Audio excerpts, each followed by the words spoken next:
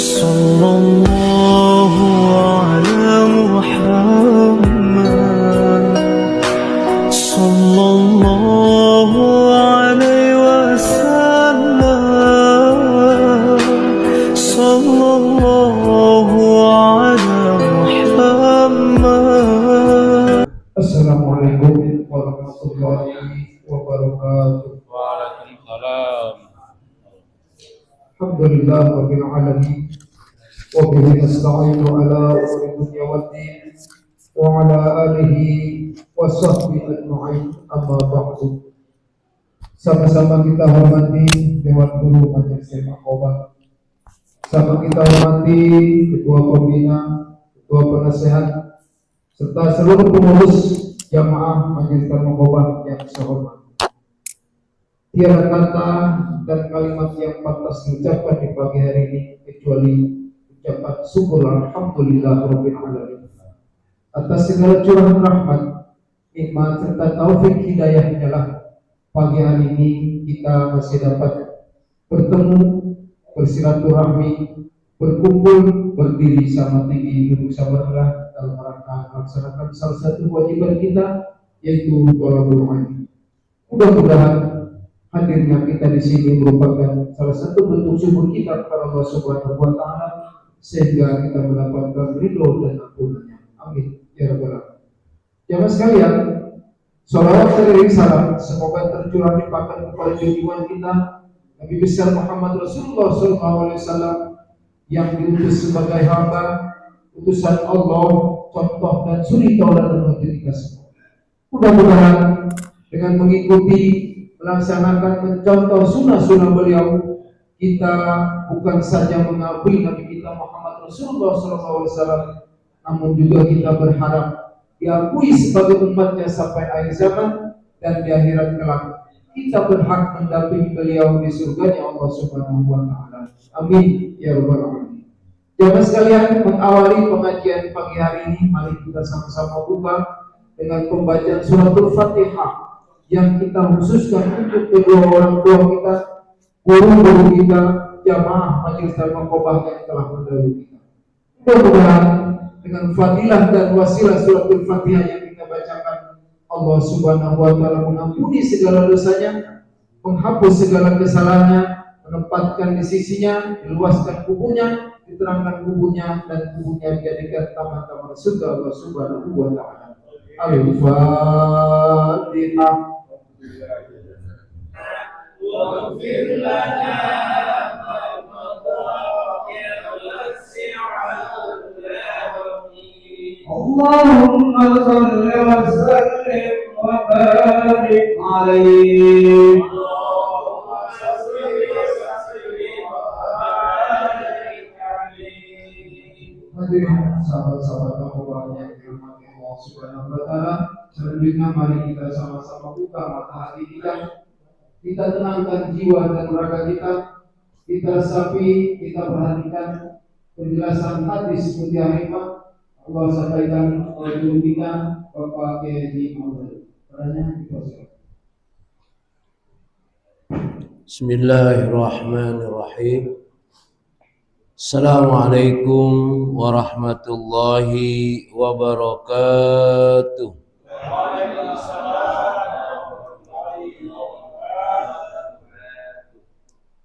Alhamdulillah, wassalatu wassalamu ala rasulillah, asyhadu an la ilaha illallah wahdahu la syarika lah, wa asyhadu anna muhammadan abduhu wa rasuluh. Allahumma salli wa sallim wa barik ala sayyidina Muhammad wa ala alihi wa sahbihi ajma'in, amma ba'du. Alhamdulillah, summa alhamdulillah walhamdulillah.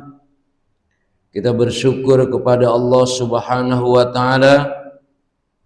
Segala nikmat Allah berikan kepada kita, segala kebaikan Allah limpahkan kepada kita, dan mudah-mudahan apa yang Allah berikan kepada kita, kita berupaya selalu mensyukurinya.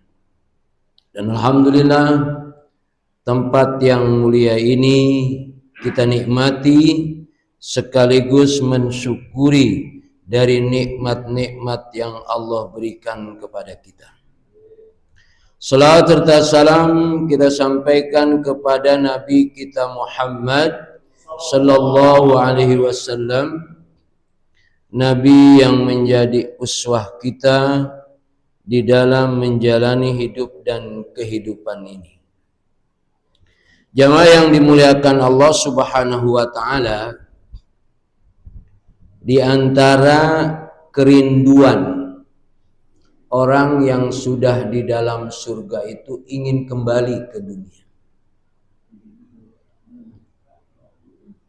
Jadi kerinduan orang yang sudah di dalam surga ingin kembali ke dunia. Kenapa? Ya kan? Mestinya udah di surga sudah enak ya. Kenapa mesti minta kembali? Ya. Makanya saya sering mengatakan ya dunia ini sangat penting. Cuma memang pentingnya dunia ini baru dirasakan kalau sudah meninggalkan dunia.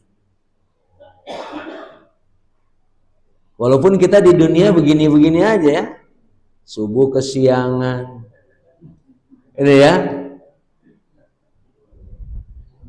zuhur ya. Maka betapa dunia ini sebetulnya menjadi tempat kenikmatan. Kenapa?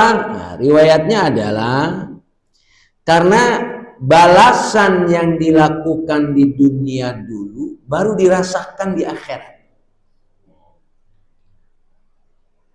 Padahal saya cuma begini doang di dunia, tapi balasannya luar biasa. Coba kalau saya begono, gitu. Kenapa saya tidak melakukan itu? Itulah yang menjadikan orang rindu ingin balik lagi ke dunia. Karena balasan-balasan yang dirasakan ketika orang sudah meninggalkan dunia ini ternyata balasannya luar biasa. Padahal saya cuma gitu doang. Saya datang ke majelis taklim juga padahal ngantuk-ngantuk doang itu. Tapi kok balasannya luar biasa. Nah maka inilah menjadi kerinduan. Makanya jadikanlah di dunia ini kita menikmati segala amalan yang Allah dan Rasul perintahkan kepada kita. Memang ketika di dunia ini belum terasa. Belum terasa kebaikan-kebaikan yang kita lakukan, balasannya justru akan terasa ketika kita sudah di surga. Ya kalau di neraka pengen balik lagi mah wajar. Iya kan? Ya kalau di neraka orang pengen balik lagi wajar. Dan itu memang jelas. Ya. Karena tidak menikmati. Tapi di surga orang ingin kembali. Nah, ma min ahadin yadkhulul jannata yuhibbu ayyarji'a ila dunya. Ila syahid. Yatamanna ayyarji'a ila dunya fayuqtal asra marrat lima yara minal karamah. Ma min ahadin, seseorang dari yadkhulul jannah yang masuk surga, dia mau ayyarji'a ila dunya. Dia mau balik lagi ke dunia. Kenapa? Bahkan ini yang mau kembali ke dunia ini orang yang mati syahid. Yang waktu itu bisa jadi mati syahidnya ditembak atau disembelih atau diapalah kira-kira. Tapi justru dengan mengalami seperti itu ketika di dunia, dia merasakan betul balasan dari Allah Subhanahu wa taala. Jadi kalau dikatakan di sini, ketika dia mati dulu di dunia, Sebut saja disembelihnya, kalau dibunuhnya itu sekali. Dibunuhnya sekali aja masuk surganya luar biasa. Sehingga sampai dikatakan fayuqtal asyra marrat lima yara minal karomah. Nanti saya balik lagi ke dunia, enggak apa-apa saya dibunuh 10 kali enggak apa-apa. Karena 1 kali saja saya dibunuh, balasannya di surga, Masya Allah. Nah, jadi kenikmatan di surga ini hasil di dunia. Walaupun bandingannya amalan di dunia, sepertinya ya memang waktu itu kira-kira yang saya bayangkan orang mati dibunuh dalam perang syahid, sudah tentu sakit. Tapi ketika di akhirat, di surga, menikmati dari apa yang diperjuangkan dulu di dunia, itu balasannya luar biasa. Ini kisah orang yang melakukan kebaikan di dunia, lalu Allah perlihatkan balasan Allah, maka dia ingin kembali. Dulu saya dibunuh 1 kali, enggak apa-apa saya balik lagi ke dunia, enggak apa-apa saya dibunuh 10 kali. Karena 1 kali aja balasannya seperti ini. Sama dengan Sya'ban. Sya'ban itu perjalanannya dari rumah ke masjid itu 3 jam. Perjalanan dari rumah ke masjid 3 jam. Dalam riwayat ketika sakaratul maut lah sebut saja, istrinya mendengar, kenapa tidak lebih jauh? Istrinya nggak paham apa yang dimaksud dengan itu. Lalu istrinya bertanya kepada Rasulullah. Jadi ketika mengatakan, kenapa tidak lebih jauh? Karena perjalanan 3 jam yang dia jalani menuju ke masjid itu pahalanya luar biasa. Apalagi kalau 10 jam, kira-kira begitu. Nah, makanya jamaah yang dimuliakan Allah Subhanahu wa taala, apa yang Allah perintahkan kepada kita dan memang bisa jadi begitu berat kita melakukannya. Tapi yakinkan, karena seberat apa yang kita lakukan itu pahalanya di dunia saja. Sebut saja misalkan orang yang sholat subuh berjamaah, pahalanya seperti sholat sepanjang malam. Sanggup sholat sepanjang malam? Pasti tidak. Tapi untuk melakukan sholat berjamaah itu, di dunia kita sudah dikasih tahu sama Allah melalui Rasulullah SAW, pahalanya seperti sholat sepanjang malam. Kalau ini sudah dijadikan sebagai amalan, bagaimana bayangan kita nanti? Allah akan membalas orang-orang yang selalu berjamaah sholat subuh. Dan artinya ketika kita merasakan itu balasannya, kita akan minta kembali lagi. Ya Allah, ternyata sholat subuh luar biasa. Padahal saya ngantuk-ngantuk dikit itu. Ya, ini gambaran memberikan satu pelajaran kepada kita. Jangan sampai waktu yang Allah berikan di dunia ini kita sia-siakan dalam melakukan kebaikan. Mungkin kebaikan itu menurut kita biasa-biasa saja, yang tidak ada resikonya bisa jadi. Ini saja yang diriwayatkan oleh hadis ini, orang yang mati syahid yang dia matinya dibunuh, tetapi ingin kembali lagi di dunia. Tidak apa-apa saya dibunuh lagi. Itu kaitannya dengan kebaikan. Dan memang kita kan diarahkan menuju kebaikan. Jadi jangan sampai kita menyesal terhadap waktu yang Allah berikan kepada kita karena kita tidak bersungguh-sungguh menggunakannya untuk melakukan kebaikan. Ya, diantaranya ayat yang sering kita dengar, Rabbi laula akhartani ila ajalin qaribin fa asaddaqa wa akum minas sholihin. Ya Allah, coba engkau jangan matikan saya dulu. Ya, jangan engkau matikan saya dulu, tunda kematian saya mau bersedekah. Dan kalau saya bersedekah, saya akan menjadi orang soleh. Makanya ayat ini paling tidak kita jadikan satu model hidup kita. Senang bersedekah. Yang saya sering menyampaikan, walaupun sehari 100.000 mulu dari kemarin. Gimana nggak maju-maju? Dari tahun yang lalu masih 1.000 aja. Ya, ini harus kita jadikan model karena jelas betul di dalam Al-Quran. Ya, kalau mau jadi orang soleh bersedekah sampai itu terbawa ke akhirat atau ke bawah kematian. Tidak mau berpikir, orang berpikir, ya Allah kenapa saya dimatiin dulu ini, padahal saya belum punya mobil yang paling mahal. Padahal duit saya banyak. Enggak begitu justru. Urusannya adalah bersedekah.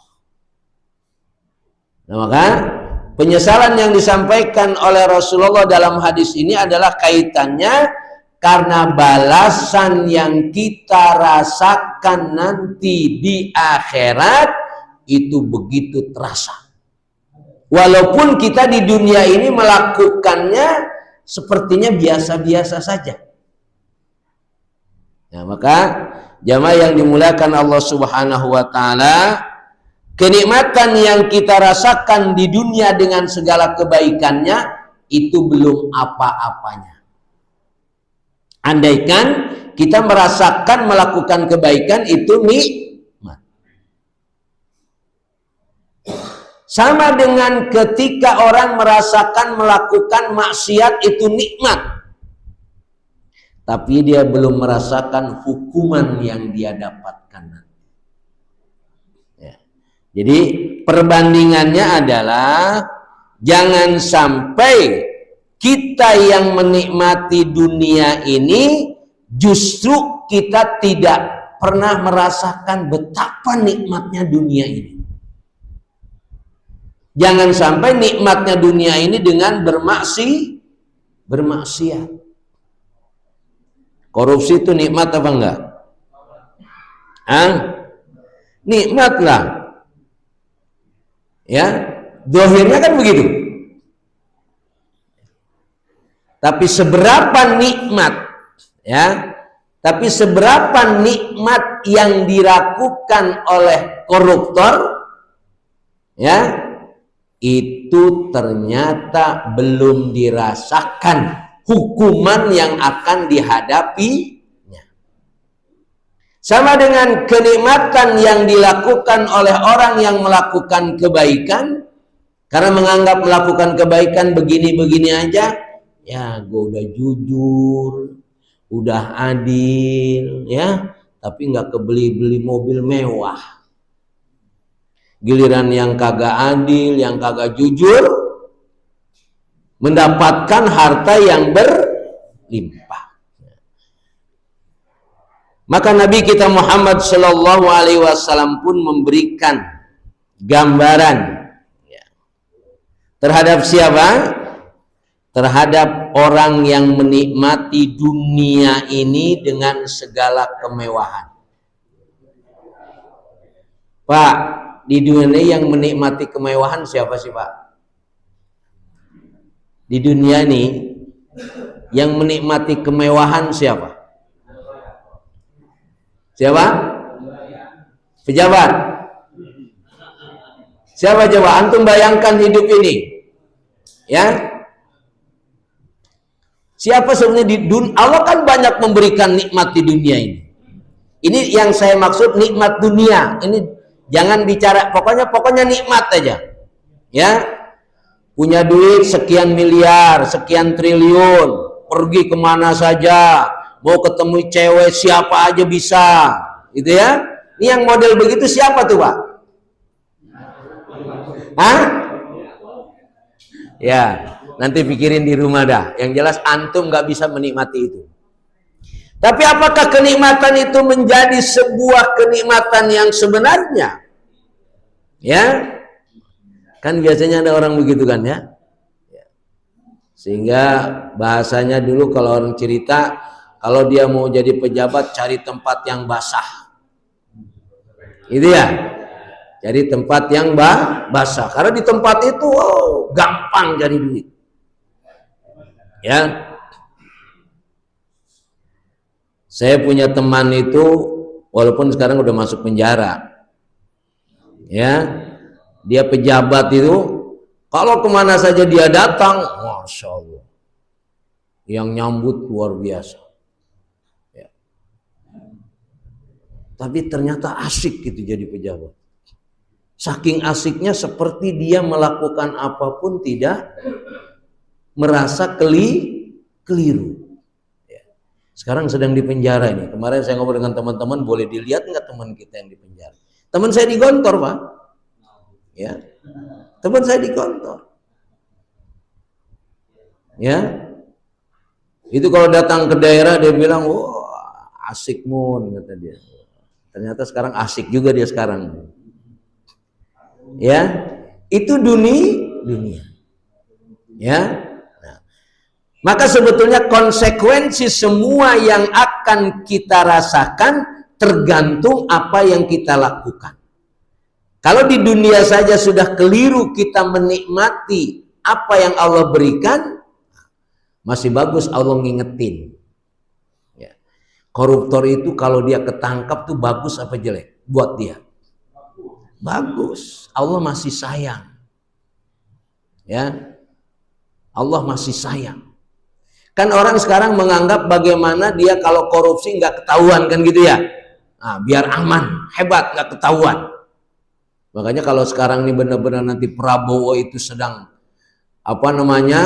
mencari koruptor kemarin itu berupaya supaya tidak ketahuan. Kalau nggak ketahuan aman nggak? Aman di dunia. Padahal kalau dia tidak aman di dunia, dia akan aman di akhirat. Kalau dia aman di dunia, dia tidak aman di akhirat. Kalau tidak aman di dunia, dia akan aman di akhirat. Kita ini di dunia sebenarnya aman atau enggak aman? Hah?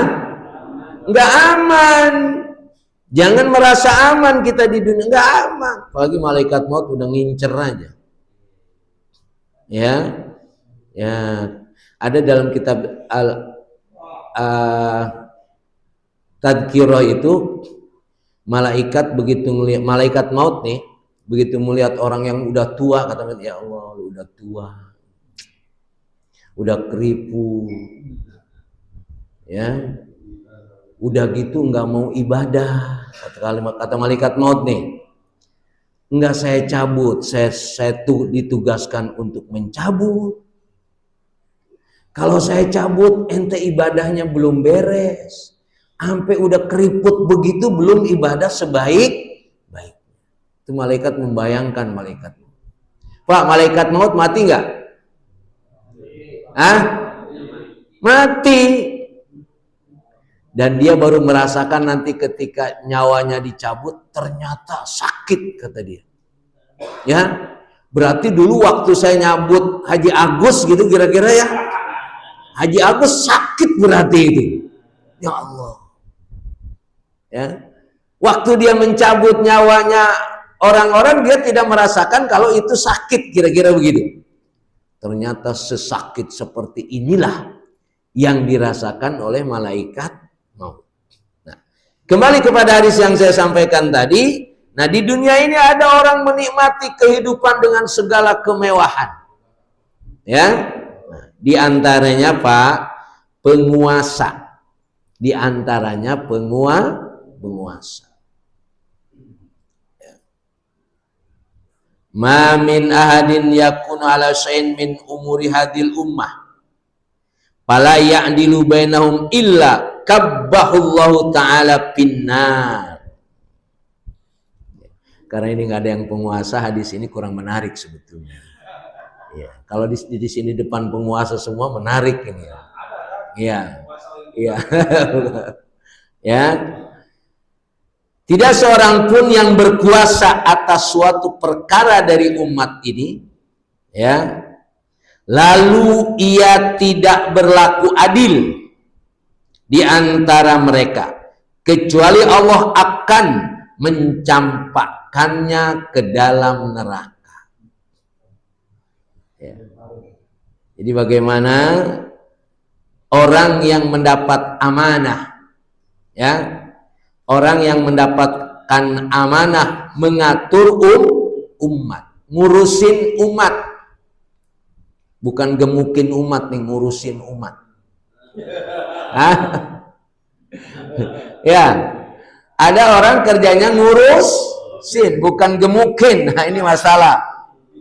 Ya, perhatikan. Ya, makanya ada anekdot itu orang yang punya panti asuhan. Ya, kata teman saya ada panti asuhan, hebat ente bisa ngurusin orang. Bukan gemukin, ngurusin, bikin kurus. Ya. Nah, ini hadis memberikan satu pelajaran kepada kita terhadap orang yang memimpin umat, sekecil apapun umat itu. Sama dengan kita dalam keluarga, jamaah yang dimuliakan Allah Subhanahu wa taala. Pesan Allah kepada kita apa? Ya ayyuhalladzina amanu qu anfusakum wa ahlikum nar. Ini baru kita mimpin di rumah kita. Mimpin satu bini. Ikan mimpin satu bini, ya, mimpin satu bini dan beberapa anak. Itu masya Allah susah apa gampang? Susah. Makanya ada seorang suami, ya, seorang suami itu betul-betul istrinya itu perhatian lah kira-kira. Sampai kalau dia jadi pejabat. Kalau dia jadi pejabat, ini cerita yang jadi pejabat ini, ya. Waktu saya jadi pejabat itu, pertama kali yang ditanya oleh istri saya, itu di sekitar saya itu ada perempuan apa tidak yang jadi sekretaris. Itu ya. Dan kalau ada perempuan yang mendampinginya dalam pengertian kerja, itu supaya diganti. Itu istri begitu benar apa enggak tuh? Ayo coba. Hah? Benar apa enggak? Enggak. Ayo coba.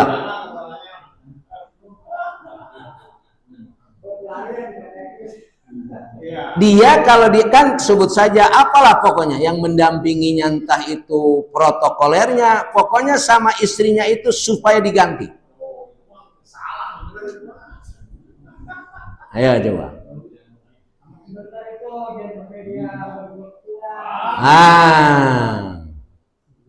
Jadi ternyata kalau secara dohir itu ngeselin. Tapi ternyata istri yang seperti itu begitu perhatiannya kepada kita.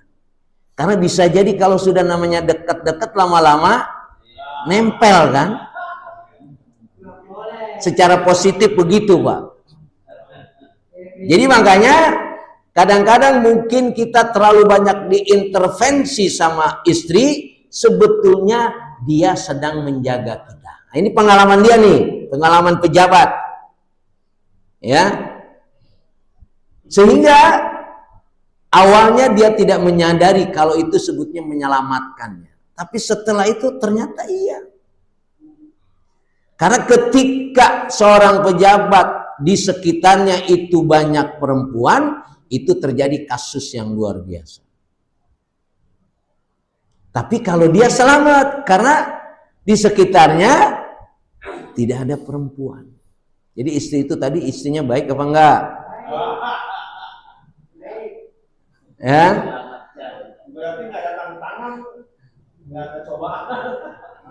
Tapi ada juga, nah, ini kalau tadi kan anggaplah itu baik, oke, itu baik. Walaupun antum masih ragu baik apa enggak. Tapi ada memang yang baik. Seorang istri kapten pilot, ya, dia istri yang, kalau ini jelas baik, kalau tadi mungkin antum boleh setuju enggak baik. Kalau ini saya yakin antum setuju baik. Istri kapten pilot itu nyuruh suaminya kawin lagi. Ya? Nyuruh suaminya kawin lagi. Kenapa? Dia datang ke tempat saya, Ustadz, saya suruh menikah lagi dengan istri saya. Bagaimana menurut Ustadz? Ya menurut ente, kok menurut saya sih? Ya, dia minta pendapat ke saya. Ya buat menurut ente. Sekarang saya tanya, kenapa alasannya istri ente nyuruh nikah lagi sama ente? Kata istri saya, bapak ini kan kalau terbang kemana berhari-hari, ya, dan yang dampingi siapa? Pramugari, satu hotel dengan pramugari. Walaupun kamarnya awalnya bisa jadi misah. Kalau sering lama-lama nyampur juga kira-kira gitu kan ya? Itu alasan istri saya, ya, saya disuruh menikah lagi. Daripada main di belakang bahasanya haram, lebih baik yang halal. Ini kali ini istri baik apa enggak? Baik ya? Setuju baik ya? Akhirnya beberapa hari datang lagi ke saya. Gimana? Enggak, saya enggak menikah lagi. Justru dengan seperti ini saya semakin sayang sama istri saya. Nah, teori ini Pak saya pakai ke ibu-ibu. Yang ini kan Pak. Bu, saya bilang dalam beberapa kesempatan, kalau suami ibu biar tidak kawin lagi, tawarin suruh kawin. Karena saya punya cerita, ketika suami ditawarin suruh kawin, dia enggak mau. Kata ibu-ibu, iya kalau enggak mau. Kalau mau,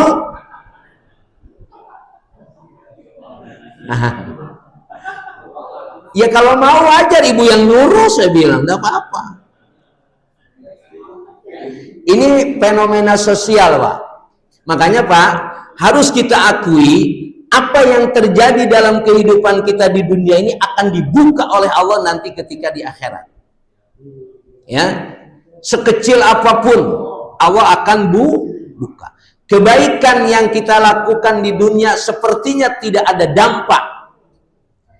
Bayangkan itu seorang istri ketika memerintahkan suaminya untuk menikah lagi karena dia jangan sampai suaminya melakukan zina, sebut saja. Itu pahalanya seperti apa, bayangkan. Walaupun ternyata tidak dilakukan. Kalau saya balik, kalau dilakukan pahalanya lebih banyak lagi apa enggak? Halo. Ya. Maksud saya adalah jadikan perjalanan hidup kita di dunia ini untuk merindukan nanti di akhirat dengan segala balasan yang kita lakukan. Sehingga kalau kita sudah mulai berpikir apa yang akan kita rasakan nanti di akhirat dengan segala kebaikannya, kita termotivasi mau melakukan kebaikan. Sehingga tidak ada kata tidak melakukan kebaikan, karena saya merindukan balasan-balasan yang Allah akan berikan kepada saya. Dan sebetulnya Bapak hadirin sekalian, kebaikan-kebaikan yang kita lakukan yang sampai hari ini kita sudah menikmati hidup ini, ya. Ini paling muda berapa tahun sih di sini? 40 ya. Anggaplah 40. Ya. Farhan baru 23. Ya. Artinya perjalanan hidup itu antum kan merasakan ketika melakukan kebaikan. Seberapa antum merasakan sampai hari ini? Karena jamaah yang dimuliakan Allah Subhanahu wa taala, yang dirasakan hari ini itu hasil kemarin-kemarin. Betul betul? Ini makanya harus siap-siap betul. Ketika saya dioperasi mata, ya, ketika saya dioperasi mata saya itu, saya tanya sama dokter, "Dok, ini kenapa mata saya harus dioperasi sampai begini?" Dokter bilang, dulu, nah ini kalimatnya nih, dulu mungkin Pak Haji pernah main bola, bolanya kena mata, tapi sakit waktu itu digesek-gesek aja hilang. Atau dulu mungkin pernah beranteman gitu kan, mata Pak Haji ditonjok, sakit, nangis, tapi digosok-gosok hilang. Baru setelah puluhan tahun baru sekarang ada.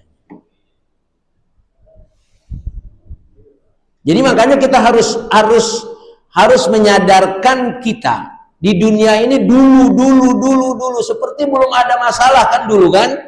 Ketika melakukan ada masalah nggak ada. Tapi itu akan terasa nanti setelah sekian puluh tahun. Saya punya teman itu, memang orangnya demen bekerja, demen belajar, sehingga kopi sama rokok itu menjadi kenikmatannya. Sampai malam dia baca, sampai malam dia menyelesaikan pekerjaannya dengan ngopi dan rokok. Alhamdulillah udah kena stroke 2 tahun ini.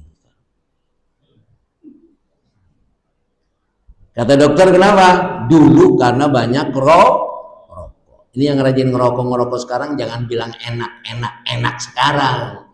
Awas, hati-hati, next nanti.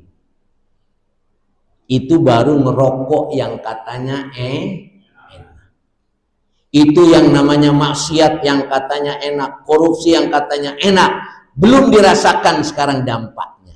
Yang jelas, kalau kebaikan-kebaikan yang kita lakukan, nanti akhirnya kebaikan itu akan kita rasakan. Apalagi nanti kalau kita menghadap Allah, akan terasa kebaikan. Sebagaimana yang saya jelaskan tadi. Juga keburukan. Di antaranya orang yang menyesal di neraka. Nah ini, Pak, yang menyesal di neraka apa? Kalau Bapak sering baca Tabarok, lau kunna nasma'u, terus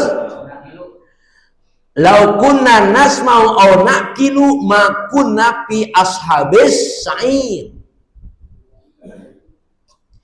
Kalau kami dulu nih, ya, kalau kami dulu sering mendengarkan apa yang disampaikan oleh orang-orang dengan segala kebaikannya, dan kami memikirkan kebaikan itu, kami tidak mungkin masuk neraka. Jadi Pak, gara-gara masuk neraka itu apa? Gak mau dengerin kebaikan-kebaikan, udah gitu gak mau mikir lagi. Sholat subuh enakan juga tidur daripada sholat subuh. Ke majlis taklim lagi, ya. Udah gitu juga terangin ustaz juga begitu-begitu aja. Menyesalnya kapan? Nanti. Ya. Inilah kisah-kisah yang harus kita pahami supaya dalam kehidupan kita di dunia ini terdorong mau melakukan kebaikan. Karena konsekuensi hukuman yang akan kita hadapi memang kalau di dunia ini belum terasa.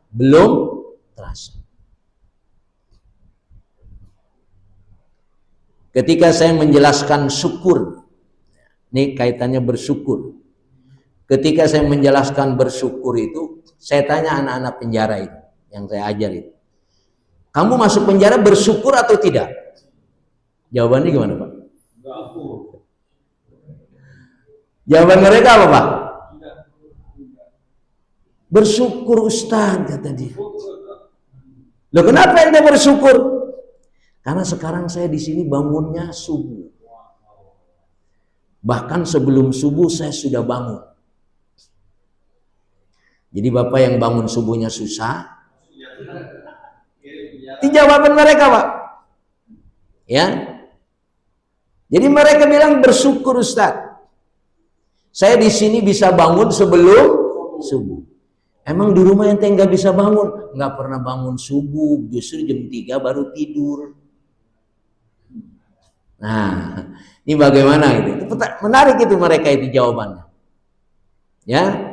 Dan memang mereka merasakan betul apa yang dirasakan ketika, walaupun saya sampai hari ini memang belum berani. Sebenarnya kasus ente apa, saya nggak berani. Ya. Karena ketika saya ngajar ada yang nanya, Ustaz, saya boleh nanya? Boleh. Saya kan bunuh orang Ustaz. Masya Allah, enak banget ngomongnya gitu ya. Wah. Saya kan bunuh orang Ustaz. Orangnya seram memang. Ya. Artinya orang itu kalau mereka itu kan semua punya tekanan. Apalagi bilang, sebetulnya yang salah bukan saya Ustaz. Yang salah teman saya. Ya. Kalau teman saya nggak masuk, kok saya masuk? Pertanyaannya kan memang begini. Di dunia ini memang ada yang nggak salah, tapi masuk penjara. Betul? Ternyata kan begitu ya. Yang salah malah bebas. Nah, pertanyaannya kenapa? Ya kalau bahasa kitanya makan apes gitu ya. Tapi dalam bahasa kehidupan ini sebetulnya apa itu? Karena yang jelas kita harus yakini kebaikan dibalas dengan kebaikan. Itu sudah sunatullah begitu ya. Ya. Itu sudah sunatullah. Tidak mungkin tertukar, enggak. Tapi faktanya seperti itu. Faktanya seperti itu. Makanya ada kisah orang yang menjadi hafidhoh dan hafid, ya, itu melalui apa dulu? Dia bunuh orang, lalu dia masuk penjara. Di penjara itulah dia menjadi hafidhoh. Bayangin Pak, mau jadi orang baik ribet banget gitu ya. Kan itu akhirnya kan Allah jadikan dia orang baik. Cuma prosesnya kan begitu ribet. Antum mau jadi orang baik gak? Mau kan? Mau dibikin ribet apa yang biasa-biasa saja? Ada. Ya. Siapa anggota dewan? Angelina Sondak ya. Dia masuk penjara. Lalu jadi ustazah sekarang. Antum mau benar kudu masuk penjara dulu apa? Nah, ini tinggal sekarang kesempatan yang Allah berikan, mau melakukan kebaikan, lakukan kebaikan. Jangan sampai kita tidak melakukan kebaikan, akhirnya kita melakukan keburukan. Walaupun ujung-ujungnya jadi orang baik juga, milih mana? Ya, kayak tadi tuh dia jadi hafidhoh, ya, diawali dengan membunuh orang, lalu masuk penjara. Setelah di penjara diberikanlah suasana kesadaran dan lain sebagainya, akhirnya menjadi hafidhoh. Maka kesempatan melakukan kebaikan jangan sampai ditunda, karena Allah akan tukar nanti. Ya, walaupun memang sudah menjadi baik juga ujung-ujungnya nanti, tapi prosesnya seperti itu ribet. Ya kalau Angelina Sondak jadi anggota dewan, kemudian korupsi, kemudian masuk penjara, kemudian jadi ustazah, enak nggak tuh? Jadi anggota dewan enak nggak? Enak, ya kan? Korupsi enak nggak? Faktanya begitu kan, enak. Masuk penjara enak nggak? Enak juga ternyata, karena akhirnya dia menjadi orang yang baik. Banyak pelajaran yang kita dapatkan dari pengalaman orang lain dengan segala kesulitannya. Karena ada manusia yang tidak mau ngambil resiko, ya kan? Ya udah begini aja dah, Ya. Hebat enggak, jelek juga enggak. Kira-kira gitu ya. Coba kita rasakan nih dalam hidup ini. Ya. Saya dibilang hebat juga enggak, tapi juga saya enggak jelek-jelek banget lah. Ya. Karena ternyata orang-orang hebat itu juga menghadapi resiko yang hebat. Maka berani mengambil resiko. Dengan segala resiko tadi, bisa jadi kebaikan akan datang. Antum kalau setiap malam bangun jam 3 lah gitu. Ya, berat apa enggak? Berat ya? Tapi dengan terus melakukan yang berat-berat itu akan dapat kebaikan banyak enggak? Dapat. Ini maksudnya yang penting saya sholat subuh dah. Nggak usah sebelum subuh aja berat gitu kan. Resiko yang kita dapatkan tidak banyak, maka hasilnya pun tidak banyak. Nah, maka kembali kepada apa yang dijelaskan Rasul di sini, pemimpin yang tidak adil itu akan Allah lemparkan ke dalam neraka. Tapi bayangkan menjadi pemimpin yang adil.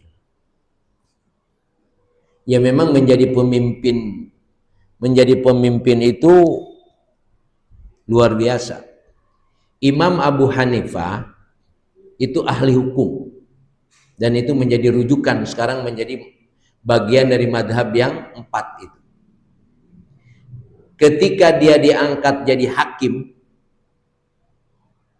padahal itu sudah kapasitas ilmunya luar biasa, tapi Imam Abu Hanifah menolak.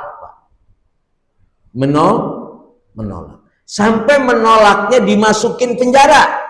Bayangin. Ya. Orang ilmunya kalau sudah lengkap, sudah sempurna, itu tidak mudah menerima jabatan. Yang menerima jabatan ini kan ilmunya yang bisa jadi belum sempurna, yang dia lihat apa? Fasilitasnya aja enak. Kira-kira begitu sementara saya memahaminya. Kalau orang yang ilmunya luar biasa, itu dengan segala kelengkapannya diberikan jabatan dunia, enggak mau. Sekarang pertanyaannya, ilmu itu bisa dikalahkan enggak dengan rayuan dunia? Hah? Ilmu bisa dikalahkan enggak? Bisa. Kalah dengan urusan dunia ini, Pak. Makanya as-salatul ada fasyamu jarada fakhtabirin nas bil ma. Orang yang rajin sholat itu belum istimewa. Orang yang rajin puasa belum istimewa. Siapa yang istimewa itu? Fakhtabirin nas bil ma. Kalau sudah diuji dengan harta.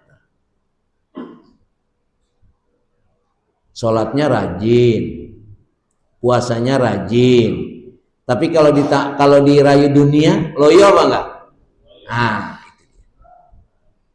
makanya dunia ini memang memberikan satu tantangan tersendiri. Jangan sampai kebaikan-kebaikan kita itu dikalahkan oleh dunia.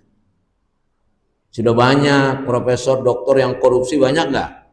Yaitu teman saya udah doktor, Pak, yang saya ceritain tadi. Udah doktor, di Gontornya juga saya tahu dia pinter. Sampai memiliki jabatan yang luar biasa istimewa.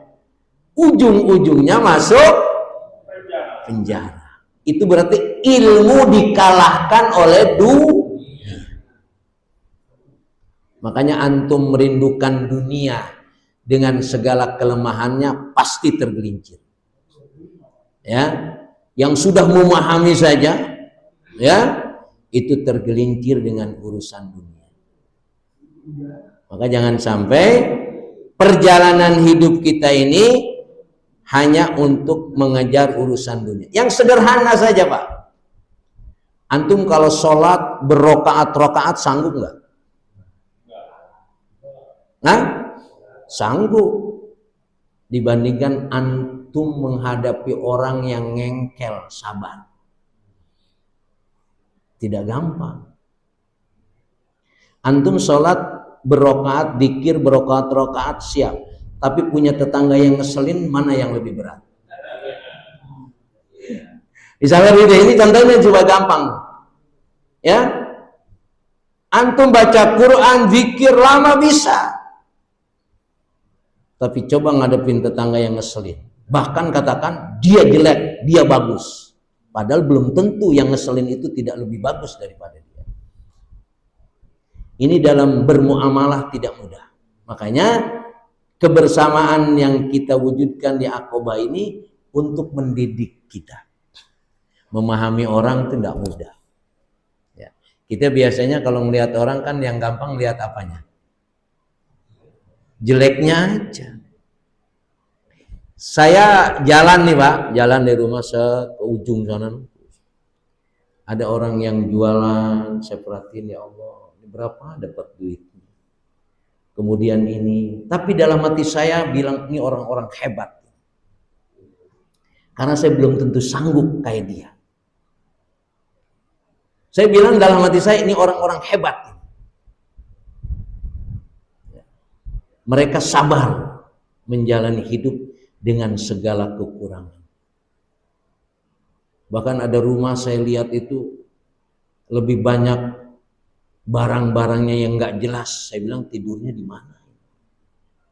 Saya bilang hebat orang ini, sabar bisa jadi. Mudah-mudahan sabar maksud saya juga. Tapi ya perjalanan hidup itulah seperti itu. Nah kalau kita sekarang merasakan hidup ini sudah enak, ya Allah. Tapi seberapa kesabaran kita, seberapa kita memahami orang, itu lebih sulit. Makanya antum dzikir sebanyak-banyaknya, bikin tasbih yang panjang, saya yakin antum sanggup.